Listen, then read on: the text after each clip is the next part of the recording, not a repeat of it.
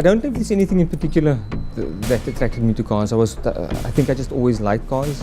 I like the look of certain cars, I like the shape, and then obviously the speed. It's taken 10 years to get the car to where it is now. It's been trial and error for the entire 10 years, but I think it's finally at the point now where I'm happy. I've always had in the back of my mind things that I needed to do, but as I said, I'm at the point now where I'm happy.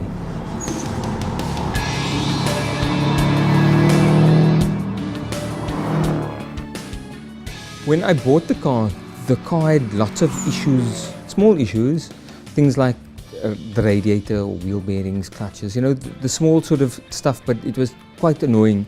So it took me a year to get the car to a position where I felt I could actually start modifying. Because I didn't want to modify on a base that wasn't 100%.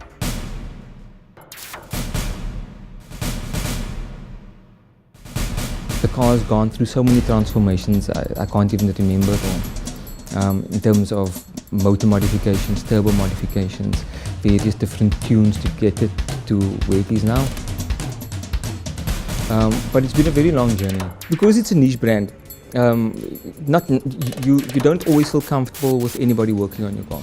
So it took me a while to find the right team of people to work on the car. I used Julian, who owns Subaru Performance, and he's done most of the work on the car. There aren't many other people that I trust, but there are some really good guys in Cape Town. You just need to know who they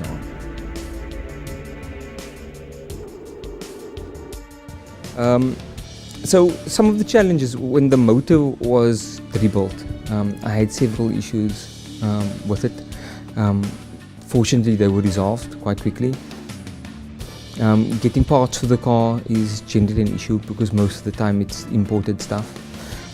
So those are the sort of challenges you face all the time.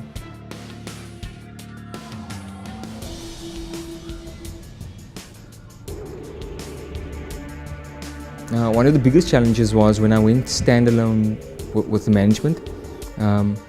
I had a lightweight crank pulley, and it was actually causing an issue with the management, and we didn't know that. So for a very long time we struggled to find what the root cause was. So it's small things like that that cause significant challenges, and I think that if it was a more common vehicle, we would have picked up on those issues quicker. So I would consider those probably the biggest challenges. I always say that I'm not emotionally attached to the vehicle, but it's probably not the case. The thrill of being able to, it's difficult to describe. Putting it on the track and hitting a corner at the right apex and powering out at the right time. I don't know how to describe the emotion, but those are the things that I enjoy.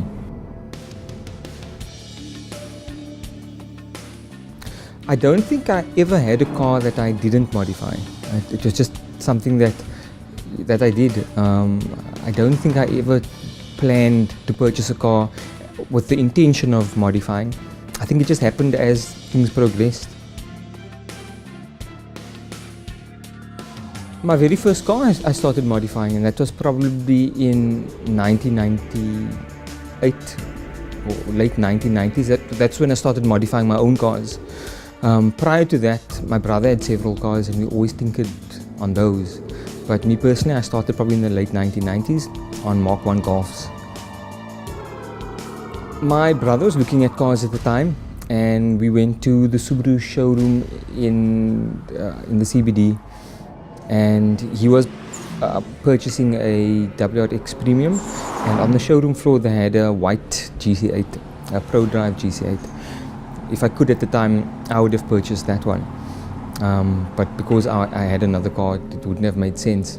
But I think that was the first time that I really figured that, you know what, maybe I could get one. I've always liked Subarus from the moment they were launched, especially with how it performed in the rallies. But I think that was the first time that I figured, oh, you know what, I could actually get one. I like the fact that you can make your car to be somewhat individual. It's a reflection of you, your personality, and the type of person you are. I suppose that's what I like the most.